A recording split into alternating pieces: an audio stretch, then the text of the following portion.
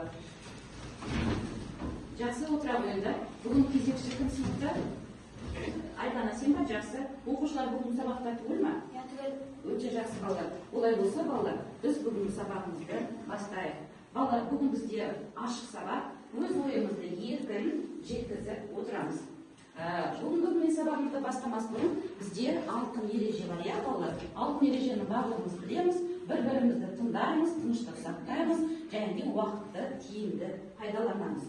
Жақсы балалар, олай болса, өткен сабақта біз қандай тақырып өттік? Өткен сабақта біз Абайдың бірінші сөзін өттік. Бірінші қара сөзін өттік, иә? Үйге берілген тапсырма бойынша осы Абайдың қара сөзін естеуіміз керек?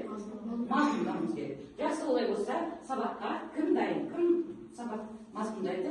Жақсы, сырым келе ғой. Абай осы жасындық қалай өткіздің, жақсы өткіздің деп ойлаған сөздің алыстық, жылыстық, айтыстық, татыстық, енді ары қарай өзімнің өмірімді қалай өткіземін деп қайран болып отырмын дейді. Мүмкін ел бағасын дейді. Жоқ, елге бағым жоқ.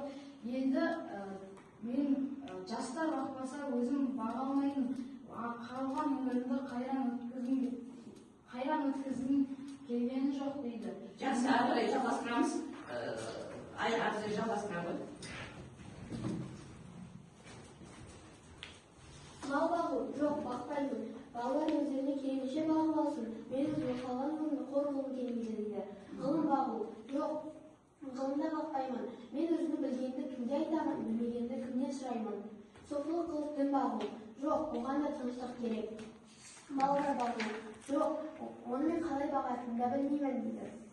Ал ақыры енді өзімнің бүкіл ойымды ақ параққа жазайын деп шештім. Ақ парақтың сияны ермен болайын деп шештім. Мені жазғаны кімге керек болса, сол оқып өзіне жазып алсын. Ал кімге керек болса, өз жазғаны өзіне дейді. Жақсы, отыра ғой, тағы да. Алайда шығады.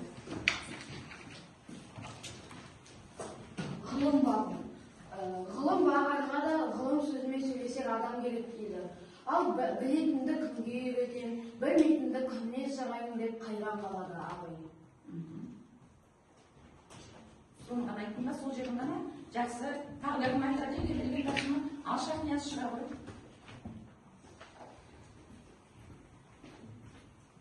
Соққылық жоқ, оған да тыныштық керек. Бала бағу жоқ, баланы қалай бағатынын да білмеймін. Енді өзім ойындағы барын ақ параққа сиямен жазайын. Оқығандар оқиды, егер де оқымаса, өз сөзім өзімен. Жақсы, отыра ғой, неге қысқа айтып жатырмыз? Жақсы, тағы да кім айтады? Бір оқушы айтып берсінші, жақсылап, толық нұсқасын. Кім айтады? Бетінұр. Су тұрған жерді айтайықшы. Өзі ақ параққа жаза бергенде өзі жаза өлеңдер, қара сөздер мүмкін. Сен бірден артына кетіп қалдың ғой. Жақсы отыр. Кім айтады? Дана. Ойдан қара сөздің біріншісі. Абай қандаған шағында айтады, ойнадық, шайқастық, алыстық, барлығын да істедік. Жер ортасына келген кезде не істейтініміз дейді, ел бағу дейді. Жоқ, ел баға алмаймын. Елді бағу үшін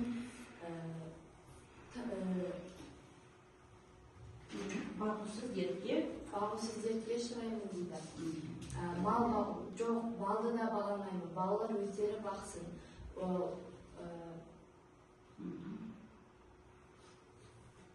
Ғылым бағуда не дейді?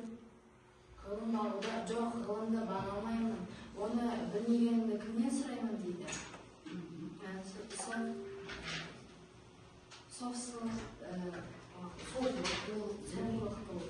Жоқ, оған да тыныштық керек дейді. Балаларды бағу, жоқ, балаларды бағалмаймын. Оларды балалар өздері бақсын, мен бағалмаймын дейді. осы білгендерімнің барлығын мен қайда жазамын дейді? Ақ қағазға сиямен ермек қылды дейді. Кім үшін дейді? Өзім үшін. Иә, білгендер өз керектерін алсын дейді. Ал келмесе өз жазғаным өзіне дейді. Жақсы отыра қой. Енді осы өткен сабақ бойынша мына қымыз ойыны бойынша қорытындылап жіберейікші. Жаңа үй тапсырмасын айтпаған оқушылар. Біріншісі. Жақсы айтады. ел бағу жоқ, елге бағу жоқ. Ел бағу кетті ұшыраймын деген адам бақпаса, немесе көңілі босамаған жастар бақпаса, бізді Құдай сақтасын дейді. Жақсы. Өте дұрыс. Келесі мал бағу. Жоқ, баға алмаймын, балалар өздеріне келгенше бағып алсын. Енді қадағаны өзінің түгіл көре алмайтұғын. Ұры залым келіншектердің өмірін көріп, қорқылар жайым жоқ. Жақсы. Қорқылар жайым жоқ. Келесіне кім жауап береді? Ділназ, бірінші қара сөзінің идеясы қандай? Адамның адам болуы және де халықтар өз халқын, елін бағу үшін мінез құлқын дұрыстау. Тексереміз. Адамның адам болуы, оның еңбек, тәрбие, талап, ізденіс арқылы қалыптасатыны, иә балалар? Жақсы. Келесі. Дана. Абайды мені де ойландырған себебі, ол өзі халықты ойлауы, жанашырлық білдіруі, оны халық жағдайын жасауға ұмтылмаған. Жақсы. Келесі. Балалар, еркін отырамыз. Абай не үшін халықтың мінезін талдайды? Себебі Абай басқа халықтың мінезін, кемшілігін талдап, оны жақсы жаққа өзгерткісі келеді. Жақсы. Тексеріп көрейік. Айтқан жауабымен сәйкес келді ме? Халықтың кемшілігін көрсетіп, оларды түзету жақсы қасиеттерге шақырғысы келеді. Жақсы. Келесі, Абай не себепті қара сөзді жазуға кірісті? Шахнияз. Ол халыққа пайдасы тиер ақыл кеңес беруді мақсат етеді. Және халықтың мінезін түзетсем деген мақсатпен қара сөз жаза бастаған. Жақсы. Ой тастап пайдасы тиер ақыл кеңес мақсат етеді. Өте жақсы. Келесі, бірінші қара сөзге қандай атау беруге болады? Өткен сабақта осыны біз сабақты өткен барысында біраз атаулар айтқан болатынбыз. Жақсы. Адам мінезі өзгеруі, талап пен еңбек туралы ой. Жақсы.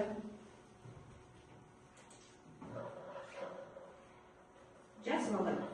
Сонымен қоса еріншектік пен еңбексіздікке сын деп те айтуға болады.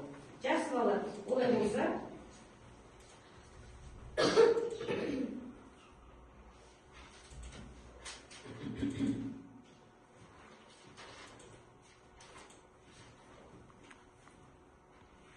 балалар, біз өткен сабақты қорытындылады. Енді бүгін жаңа тақырыбымыз балалар. Абайды оқытаныққа осы бөлімі бойынша Абай Құнанбайұлының 7-ші қара сөзін өтеміз. Дәптерімізді ашайық. Бүгінгі күнді жазамыз. Желтоқсанның 12-сі. Дәптерімізді жазып алайық.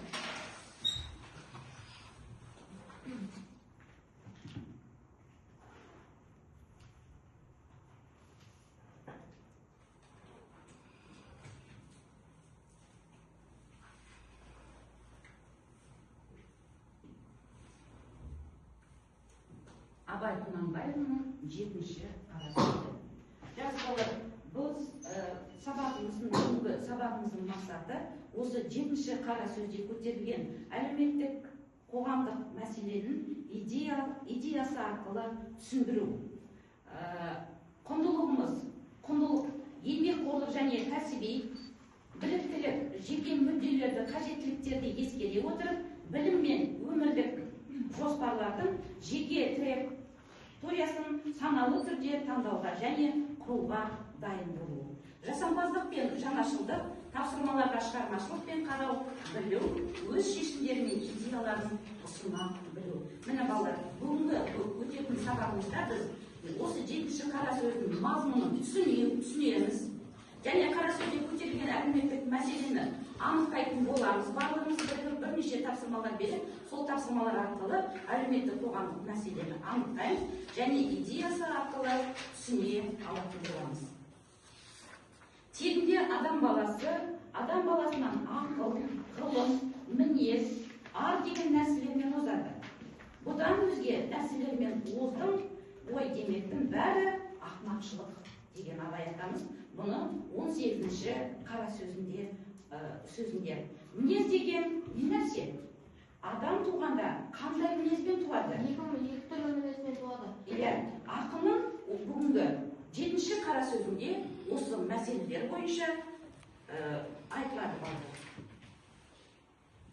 Енді кітабымызда біз осы қара сөзді оқымас бұрын бірінші біз жиі қолдана бермейтін сөз маржанға назар аударайықшы балалар. Сызған дәптерімізге жазып ала қояйықшы. Хан дейді. Әрі және. Тән. Тән адам денесіндегі тұла бойы. Адам денесінің тұла бойы. Хайуан. Хайуан 4 аяқты мақұлық жануар. Жылдам дәптерімізге жазып аламыз. Біз көп қолдана бермейтін сөздеріміз.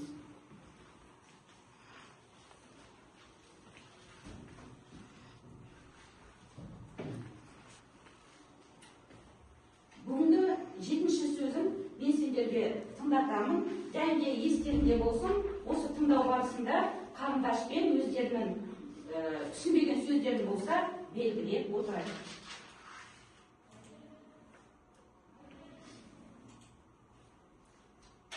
Қалаңызды қойып, бәрін тақтаға назар аударайық.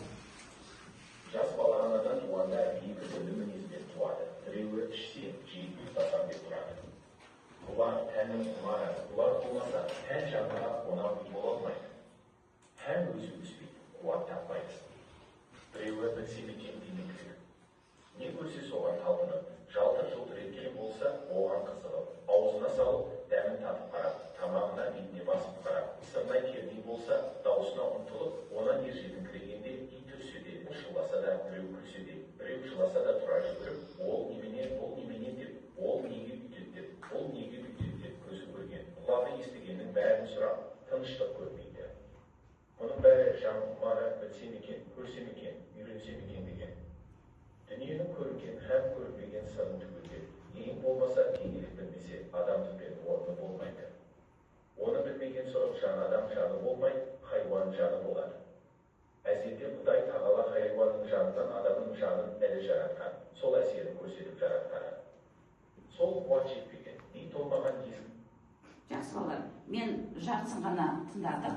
Енді осы тыңдағанымыз туралы кім не түсінді? Адам анадан туған кезде екі мінезбен туады. Біреуі жан құмары, біреуі тән құмары. Жан құмарында білсем, үйренсем, оқысам. Ал тән құмарында ұйықтасам, жесем, жатсам. Адамның жанына тыныштық нәрселерді айтады. Жақсы. Тағы кім не айтқысы келеді осы тыңдаған? Абай шығара сөзінен айра. Абай жаңағы жанның құмарын туылған адамдар жанның өмірдің қандай екенін, іште соның қандай екенін, өмірдің қандай екенін, өмірде зерттегісі келетін, білім үйренгісі келетінін айтады. Жақсы балалар. Және де бала өмірге келгеннен кейін тірі шыққаннан кейін не істегісі келеді бала? Бәрі білгісі келеді. Не істесем екен дейді сонда? Айта қойшы. Білсе, көрсе, танысам. Иә. Жақсы, өте жақсы.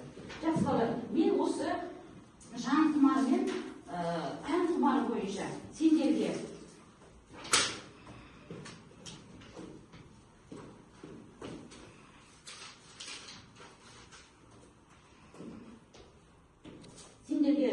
қағаз таратам, сол бойынша жылдан белгілеп қоя қойдыр. Сонымен қоса мынау бағалау парағы үй тапсырмасын айтқан оқушылар өздерін ат жөндерінде жазып бағалап жөнінде.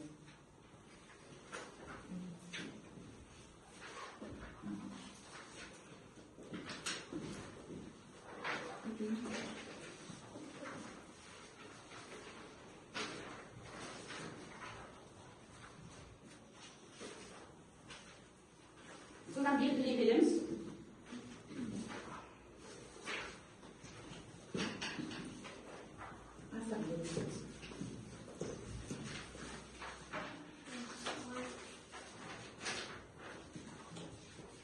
Жылдан белгілейміз.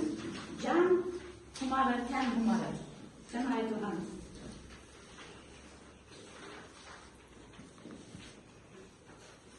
Бағалау парақтарын алғанымыз.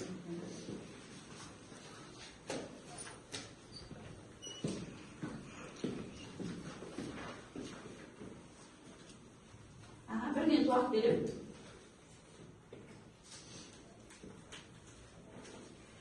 bo'lganlarni aytib berishga bo'ladi.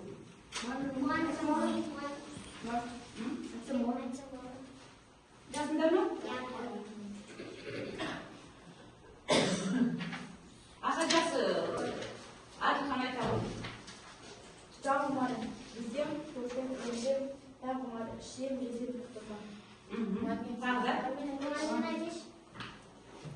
Can kumarı kızım, kuzum, irizim, tan kumarı işim, cisim, tutasam. Жақсы, сырым. Can kumarı bilsem, ilinsim, ko'rsam, tan kumarı ishsam, jesam, uxlasam. Can kumarı bilsem, irizim, ko'rsam, tan kumarı ishsam, jesam, uxlasam. Жақсы. Орнымыздан тексереміз. Жазғандарыңыз дұрыс болды ма? Неге жазбай отырсың? Түсінбей жатсың ба? Ішсем, не шағасы болған жоқса, үйленсем, өте жақсы. Жақсы. Ықлас жаздың ба? Сен жаңа айтып отырсың. Неге жазбай отырмыз? Тағы да қандай? Тән құмардан не жазуға болады тағы да? Ішсем, жесем, сосын тағы да? Үйренсем, ұйықтасам. Жақсы. Жақсы балалар, бұл тапсырма бойынша орындамаған екі оқушы кім әлі жазып жатыр. Жақсы балалар. Енді сергіту сәтін орындап жіберейікші. Сергіту сәтін сендерге бірнеше ойындар алып келдім. Кім жүйрек? Кішкене шаршаған шығасыңдар. Ал, жақсы, жылдам. Неше нашай? Жақсы, Абай Құнанбайұлы қай жылы дүниеге келді? 1845 жылы. Жақсы, келесі. Неше нашай?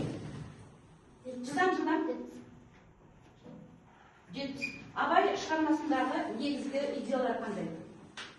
Адамда жақсылыққа үйрету. Жақсы, одан адамгершілікке, білімге шақыру. Жақсы. Нұрислам, неше нашай? 40. Абай неше жастан бастап билеу ісіне араласты? 3 жасынан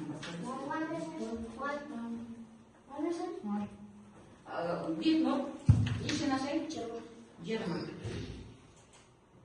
Абайдың неше қара сөзі бар? 45 қара сөзі бар, жақсы.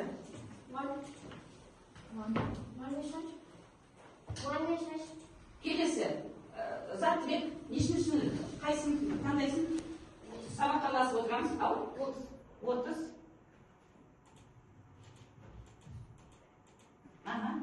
жатпаймын өлеңді. Елмен үшін. Өлеңі қай жылғы жазды? 1886. 86 ма? Жазасың. 89. Жақсы. Келесі. Балнұр. 60. Абайдың шын есімі кім? Өте жақсы. Келесі. Ерғанат. 80. 80-нен басқасы айтылды ма? Елу айтылған еді. 80 казинатынан ашамын. Елу жашайын. Ғылым таппай мақтанды өлеңі қай жылы жазылған? 1800. Аха. Ықпас? Өте жақсы. 86. Жақсы, енді артықысы жаңағы 80-ді ашайын, е? 80 жерден ашылмады. 80-де. Абай кімдердің шығармаларын аударды? Балнұр? Орыс ақындардың Аха, кімдер бұл ішінде? Пушкин. Толстой. Жақсы. Жақсы балалар. Сүйіктің сәті аяқталды. Келесі енді балалар. Бізде Абайдың қара сөзінің әрі қарай оқылмай қалған жерлері бар, иә? Соны біз тыңдамай енді өзіміз соны оқиықшы кітаптан. Біз қай жерге дейін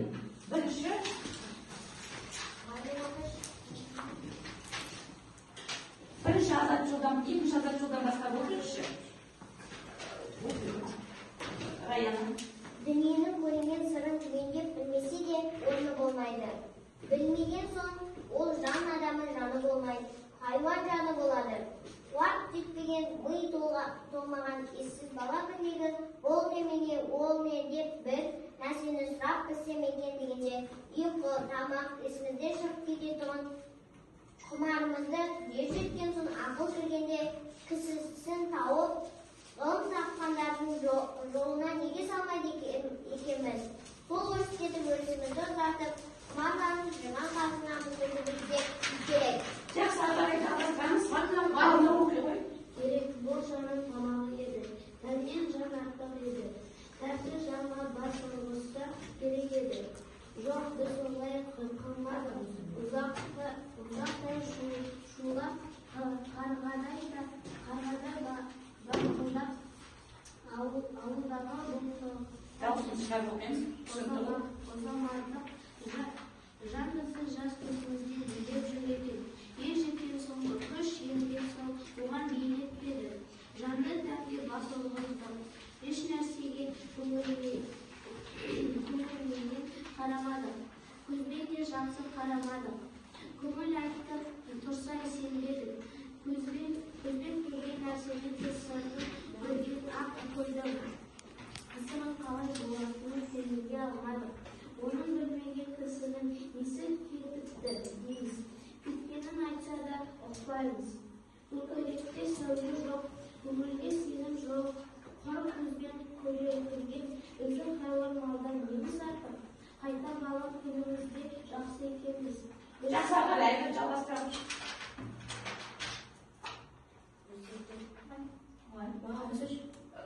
Қарап отырамыз, Ансер. Білсек те білмесек те білсек екен деген адамның бағасын өтеміз. Енді сол күнге хайуандар да жаман бар. Хайуан білмейді, білемін деп те таласпайды.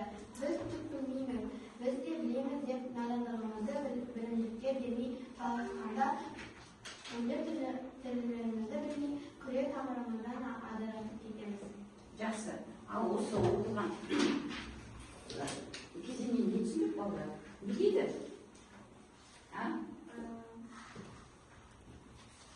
Айдар, алдан айталым. Абай білсек те, жесек те соны ойымызды жинақтаймыз, Ансер. Біз осында хайуаннан жаман дейді. Себебі хайуан білсе де білмесе де таласпайды. Ал біз білмесек білеміз деп таласпаймыз. Жақсы, тағы да не айтылды? Айдар. не түсіндің аға? Абай сөйлегеннен қарағаннан біздің хайуаннан неміз артық деп айтады. Тағы да ойларға жеткіз, толықтырып айтамыз.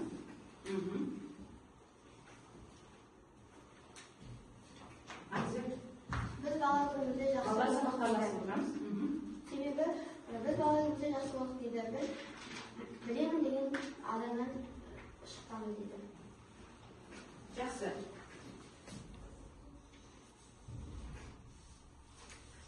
Жақсы балалар, алдарыңға тағы да карточка таратып қойдым.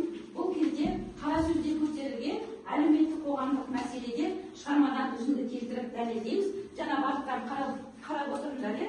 Соғыс кезде осы өткен осы қара сөздегі әлеуметтік қоғамдық мәселені қай жерде деп ойлайсыңдар? Мысалы, жанның тәннің артықшылығы.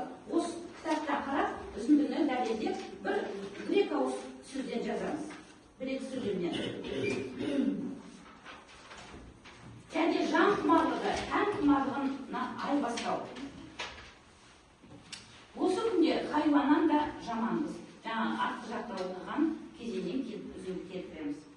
Қай жерден өздерің кітапта қарап отырып, жылдан бір-екі сөйлемнен жазып жібереміз.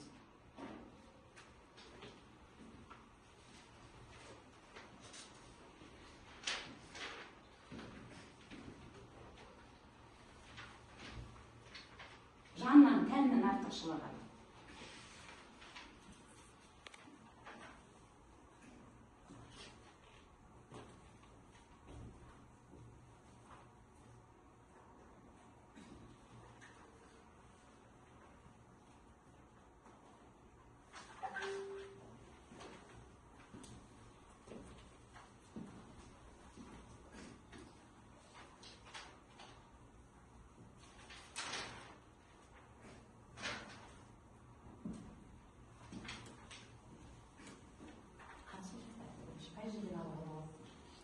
Жанның тәннің артықшылығы.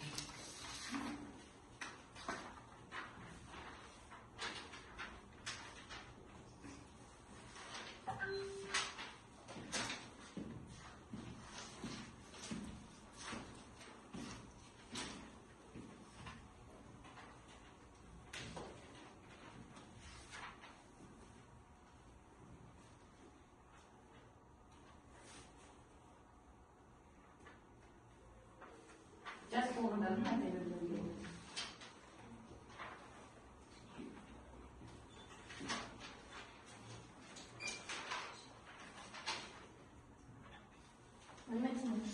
Жақсы. Жанның тәннің артықшылығы. Дүниенің көрінген сыры түбінде түрмесе де орын болмайды. Жан құмарлығын, тән құмарлығын айырбастау. Жанды дәнге бастырып отырып, еш нәрсеге көңіліне қарамайды. Жақсы. Осы күнде хайуаннан жаманбыз. Енді осы күнде хайуаннан жаманбыз. Хайуан білмейді, білемін деп те таласпайды. Өте жақсы. Жанның тәннен артықшылығы. Ол немене, бұл немене деп, неге үйтті деп, ол неге бүйтті деп, көзі көрген, құлағы естігеннің бәрін сұрап тыныштық көрмейді. Жан құмарлығын тән құмарлығына айырбастау. Ер жеткен соң оған билетпеді. Жанды тәнге басып ұрды. Еш нәрсеге көңілмен қарамады. Осы күнде хайуаннан да жаманбыз. Хайуан білмейді. Білемін деп те таласпайды. Біз түк білмейміз. Жақсы. Тағы да жас болды, Ақзер. Жанның тәннен артықшылығы. Ол немене деп бір нәрсені есімізге шығып кетіп құмарлығымызды ер жеткен соң ұмытамыз. Жан құмарлығын тән құмарлығына айырбастау. Ер жеткен соң көш емген соң оған билетпеді. Жанды тәнге басып ұрды. Осы күнде хайуаннан да жаманбыз. Хайуан білмейді, білмеймін деп те таласпайды. Жақсы, өте жақсы, Сырым. Жан құмарлығын тән құмарлығына айырбастау. Білсем, үйренсем, көрсем дегенді, керісінше ұйықтасам, жесем, жаңағы керісінше оған айналып бара жатырмыз. Ал осы күнде хайуаннан да жаманбыз. Хайуан білмейді, білсем, білем деп таласпайды. Жақсы. Тағы кімдер болды? Нұрсұлтан Абдуллин.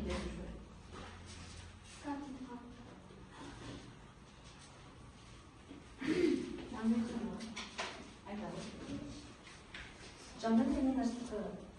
Тән жан арқылы тәнді жанға басырғызса керек еді. Жан құмарлығын тән құмарлығына айтыластыр.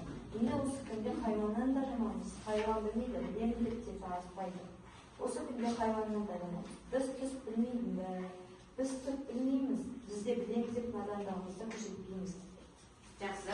Ерғанат болды ба? Жақсы. Жазған жоқ үшін. Қайсын жаздың? Жан құмарлығын тән құмарлығына айырбастау, жанның тәнге басырғыздығы, еш нәрсеге қызығушылықпен қарамаймыз. Осы күнде хайуаннан да жаманбыз. Хайуан еш нәрсені білмейді, білсе де білмейді деп таласпайды. Жақсы. Дінәс?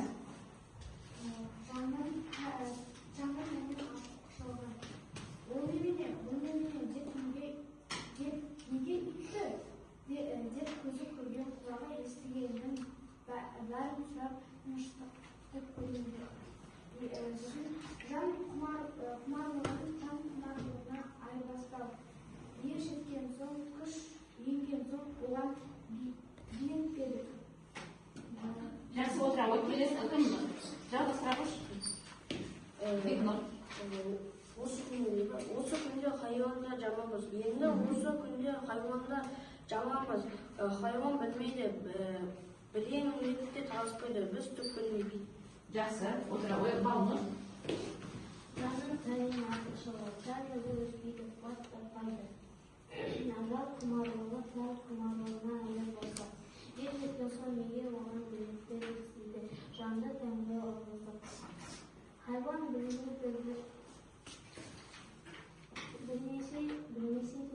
де таласады. Жақсы балалар. Сонда міне жанның тәннің артықшылығы балалар. Тән не істейді? Ұйықтасам, жетсем, яғни қазіргі кезде мынау телефон деген бар, иә? Телефонды ұстап, сондағы әртүрлі мынау кейін шығып жатқан тиктоктарды, және де мынау үйге берген тапсырманы тіпті болмаса содан көшіріп алып, жан тыныштығын іздейтін тәннің құмарлығы, иә? Ал жанның құмарлығы сонымен не болды? Ал жақсы. Жан құмарлығын білсем, көрсем, үйренсем.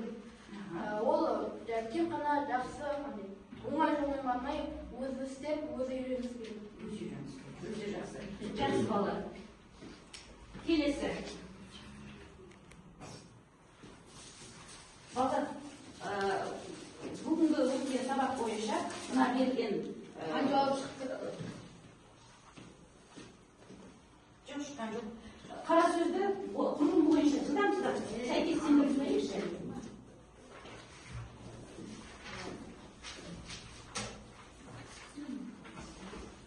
Жылдам сәйкестендірейік.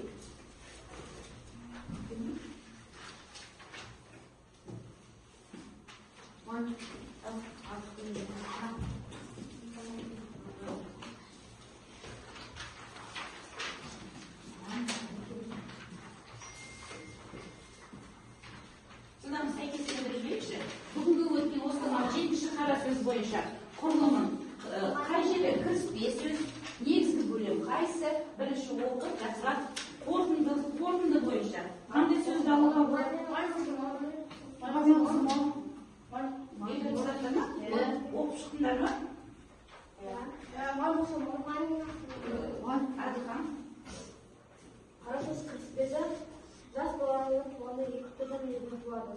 Негізгі бөлім дүние тоймен сырын түгелдеп білмесе де оны болмайды.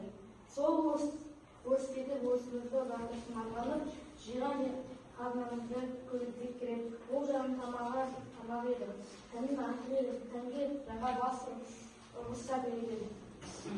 Жақсылығында қайта бала күнімізге жақсы екенбіз, білсек те, білсек те, білсек екен деген адамның баласы екенбіз. Жақсы. Солай болды ба?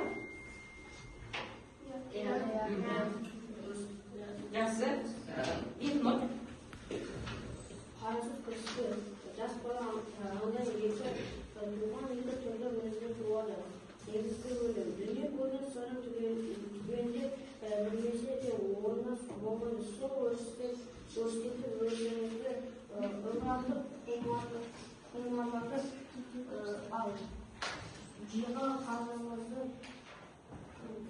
көбейтсек керек. Бұл жанды талғалы еді. Жанның арты енді заңды жанға бас болмаса керек. Аға, бұл қай кезеңі? Негізгі бөлімі. Негізгі бөлімі. Жақсы, ықылас апай жалғастырамыз. Қай бөлімін айтасың? Негізгі бөлімі қайсы бұл жерде? Негізгі бөлімі. Негізгі бөлімі бұл жас бала анадан туған екі түрлі мінезден тұрады. Жақсы. Қорытынды бөлімді оқып жүрсің, Руслан? Сенде қорытынды бөлім қайсы болды? Қайда бала күнімізде жақсы өзгеріс білсек те, білмесек те, білсек егерде деген адамның баласы екенбіз. Жақсы. Сағынбек, негізгі бөлім сенде қайсы болды? Негізгі бөлім оқып жүрсің? Күзде көрген сырын көргенде білмесе де орында болмайды. Сол өрістің өрісімізді ондаққа құмарланып жүрген қаржыларымызды көбейтсек керек. Бұл жанның тамағына еді. Тәннен артық еді, тәннің жанға артпақ. Өз басын ұста керек еді. Жақсы. Руслан, негізгі бөлімді оқып жүрсің? Негізгі бөлімді қорытындыны оқып жүрсің? Қорытындыны, аға. Өзің белгіледің бе?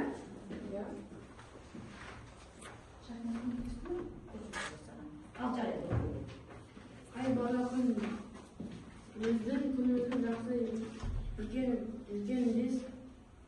екенбіз Білсек те, білмесек те, білсек деген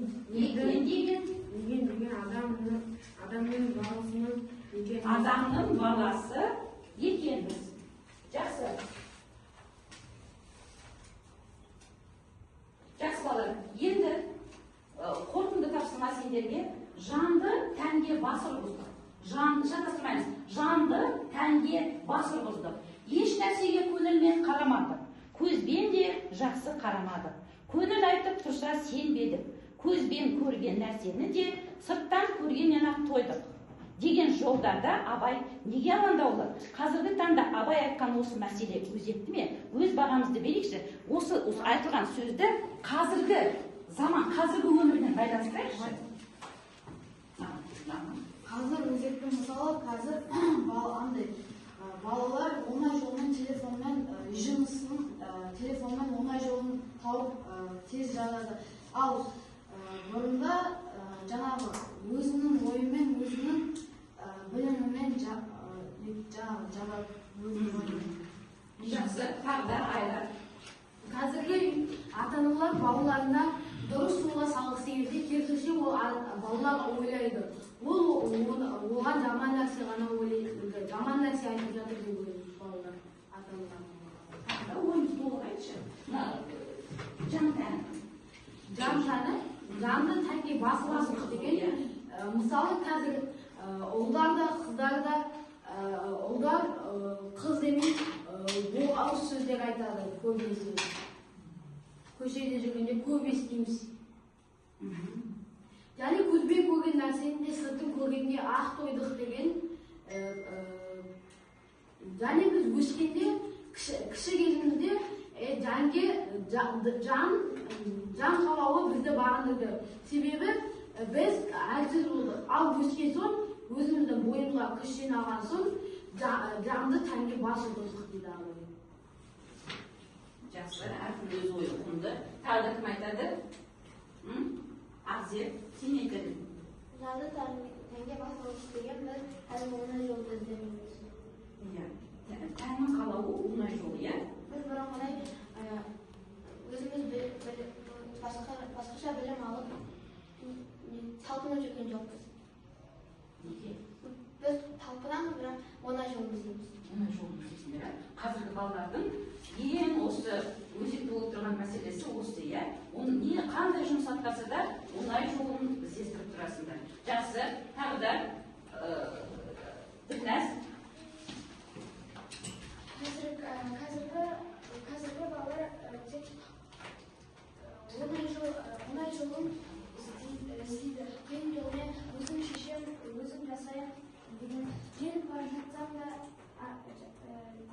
сізді таныстырам демейді. Қазір тек интернетте үлкен кеңес бар. Жақсы балалар. Балалар, бүгінгі сабақта біз Абайдың осы 7-ші қара сөзінен өзіміздің бойымызға тек қана жақсы жағын алдық деп ойлаймын. Абайдың әрбір қара сөзі адамға өте тәрбиелік мәні бар. Адам сол бойымен өзінің ары қарай өмір сүруіне көп тәрбие алатындай қара сөздер.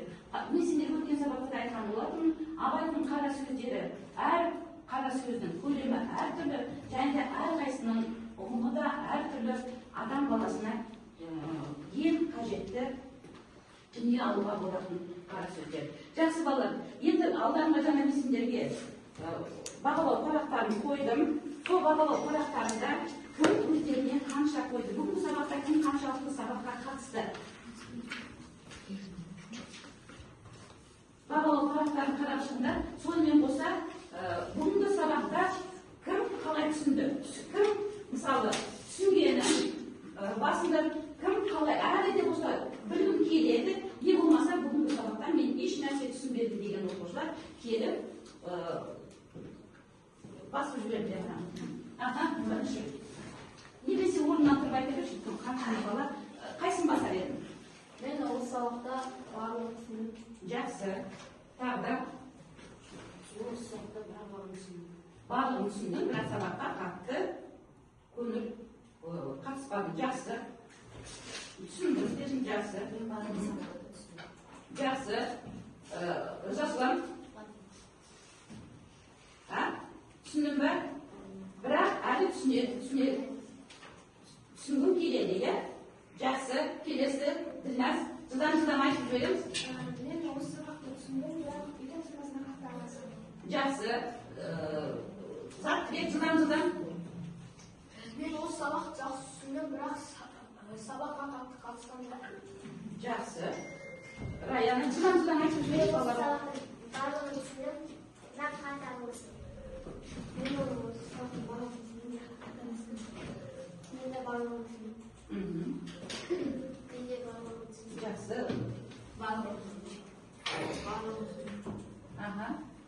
Ықылас? Мен бүгінгі сабақта қатты түсіндім. Түсінбеймін, иә? Жақсы. Барлығын түсіндім. Жасұлан? Батырлан? Жасұлан, қайсын басасың? Жылдам айт. Ой, түсінбедім сен. Жақсы. Барлығын түсіндім, бірақ қатты сабаққа түсіндім. Араласу керек сабаққа. Енді қайта отырдым. Енді түсініп келемін. Жақсы. Сабақта жақсы түсіндім, бірақ қатты алғым. Жақсы, араласың сен үй тапсырмасын айттың. Жақсы бала, енді қолдарындағы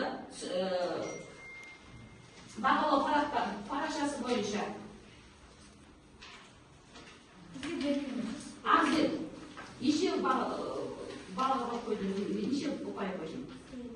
8. Неше, қолында нені айтты? Бағалау парағы.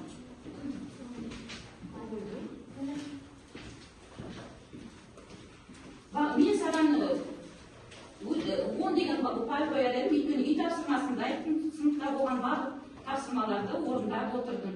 10 балл. Шахнияз. 10 балға барады қазір. Шахнияз өзіңді неше қояр едің?